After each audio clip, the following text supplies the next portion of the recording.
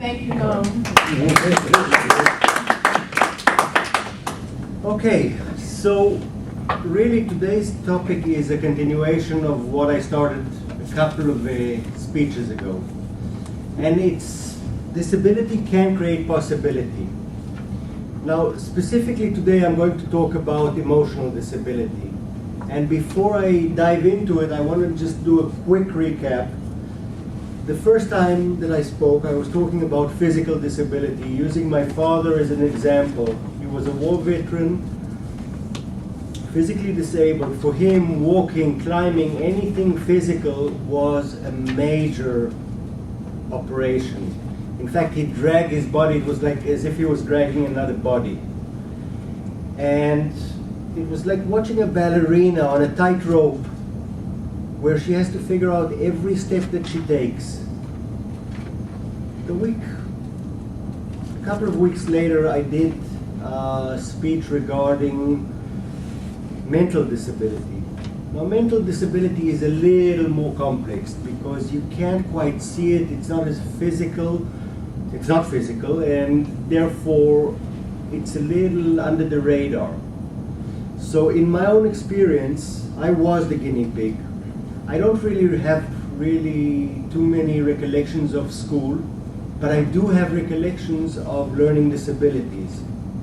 It took about 30 years for me to be diagnosed with attention deficit disorder and learning disabilities, which was a huge deal. I was extremely excited because for the first time after 20 years, I realized I wasn't crazy and that I actually did have a legitimate reason to have some limitations. Now, the possibility that it brings up, just to do a quick recap, is that once you understand what the limitations are, you can come up with solutions or you can work with them. Until that time, you got a problem. Tenacity. I used it.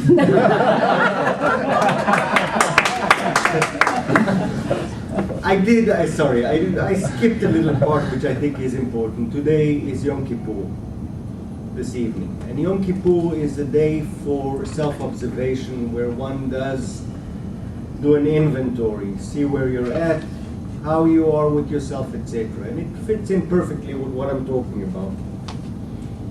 Which brings me up to emotional disability.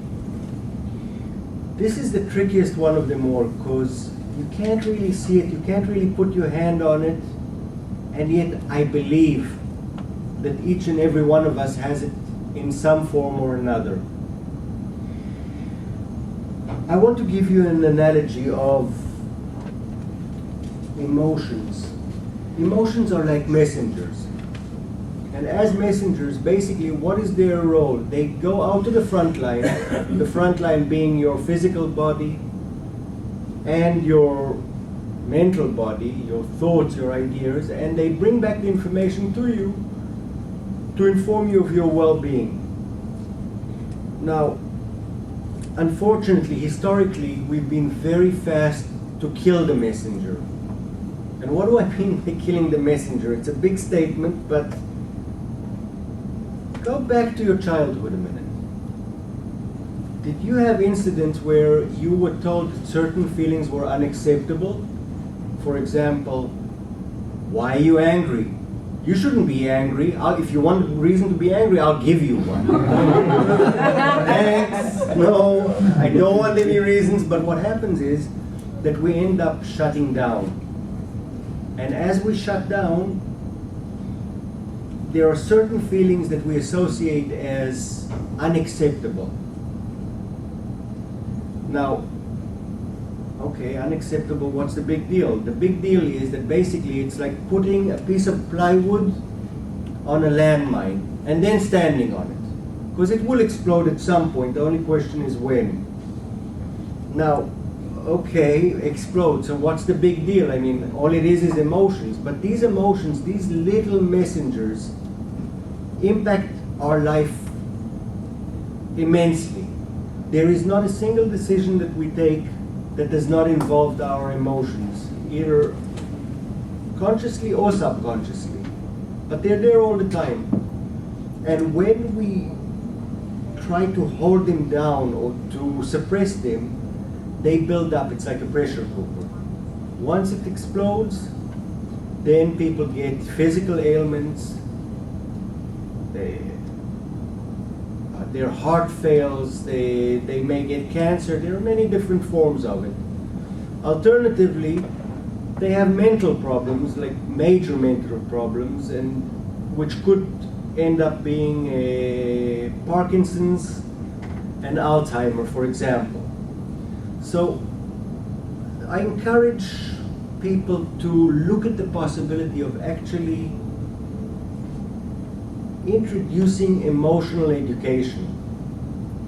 And the idea behind emotional education is to allow the feelings to come up, to be able to express them, not to act up on them. I don't want you beating your neighbor just because you feel angry. However, feel the anger. There's nothing wrong with feeling the anger. So there are different levels of, what am I talking about? We're talking about, I'm sorry, this was an ADD moment. Emotional disability. Now, when I talk about emotional disability, it could be mild, like, oh, I'm mildly depressed, or I'm upset at your feedback, so I'm going to run out and slam the door. In the extreme circumstances, you could be chronically depressed. You could be anorexic, bulimic. It has many different implications. I'd like to begin to wrap it up, and in order to wrap it up, what can we do with this information? First of all, actually having the information is great, because you realize that there might actually be a solution. Now, if we all have it, potentially a little bit of it, why don't we just open this gate that has been closed for so long? We were sure the gate was locked, and look inside, just see, do I have any emotional disabilities? Is there anything that is really stopping me from going out there and pursuing my life? This is a great opportunity for all of us to take.